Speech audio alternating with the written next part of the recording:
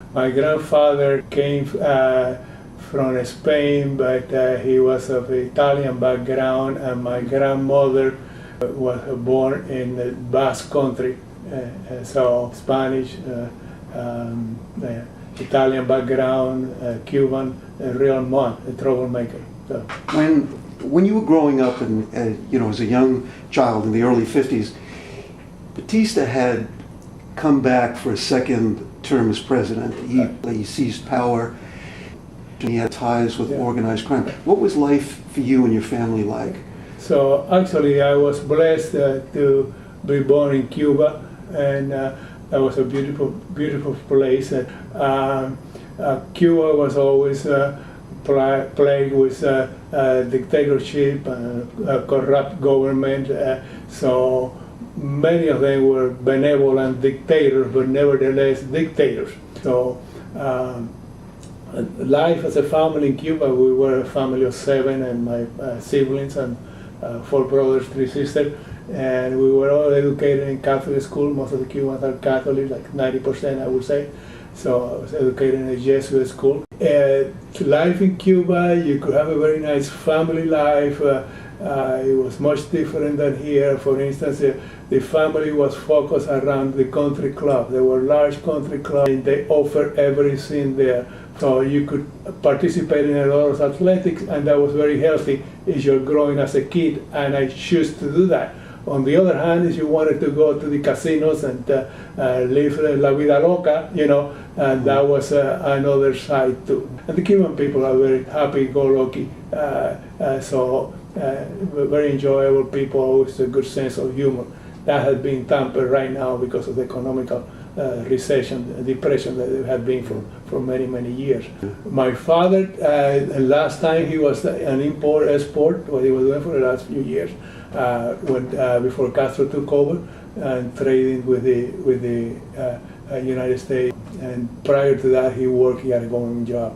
So, most of the people there, you work in agriculture, you're born filthy rich, and with real estate, or you work for the government. That's pretty much life there. I went to Havana University, and I entered there in 1956. Then shortly after that, Castro landed in Oriente, and they shut down the university. So I had to do what I could, just go to private schools that were still open, to get my education.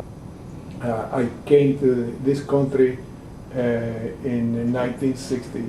Castro had been in prison. Then he was in Mexico. He linked up with Che Guevara there. Yeah. He came back. At that time, Batista became more and more repressive. Right. Was life more dangerous for the ordinary? See, when Batista took over in March 10, 1952, there was no bloodshed.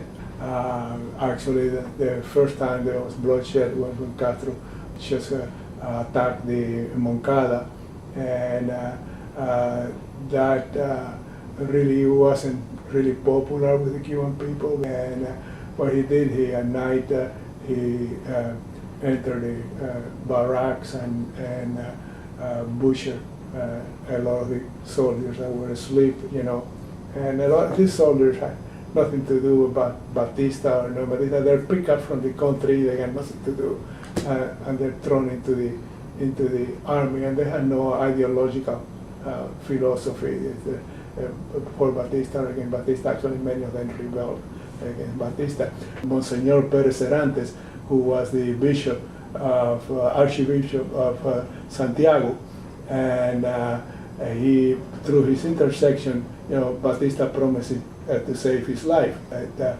Castro was married to the sister of the chief of the army in Batista. So he was very connected, very high up. He served sometimes in Isla de Pinos.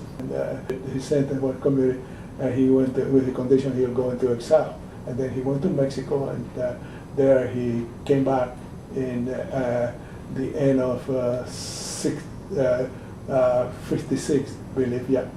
And landed in Santiago with the expedition, the Grama, you know.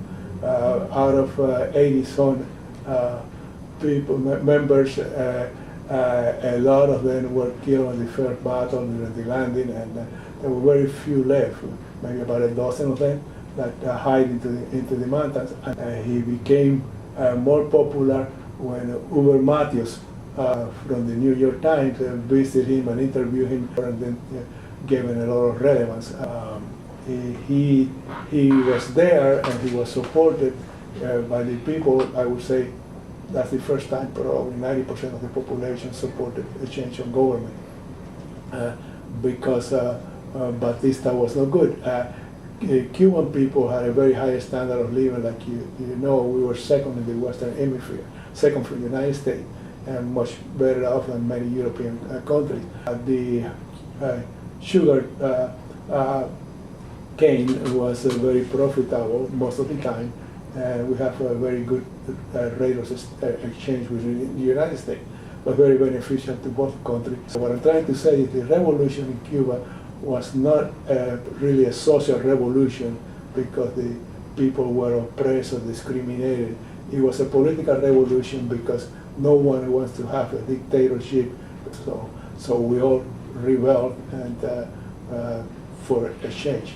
Actually, I was one of the many ones that supported the revolution, and I was a fool and went out on the street to celebrate. So initially you supported Castro. But you know, but I very quickly changed my mind. What turned me around is when there were some Batista Navy pilots that were judged by the Castro regime, and they were found innocent. And Castro turned around and said he didn't like the decision, and he reversed the decision. So right then and there, I knew we had a dictator. We just went from bad to worse. So, and then went to work on the underground against Castro about 4 or 6 months after. In Cuba itself? Yeah. So, How did you get involved in the Bay of Pigs invasion? Did you seek it out? Were you recruited? Yeah, I did. When I left Cuba, I went out to a commercial flight. The same morning I went by, in the afternoon, they captured all the people that were working with me, myself, and they called my wife. I was going already out of the country, and we were involved. First, it started with propaganda, and then we were kind of getting involved into other measures. Some of my friends got 20, 30-year sentence, and one got executed.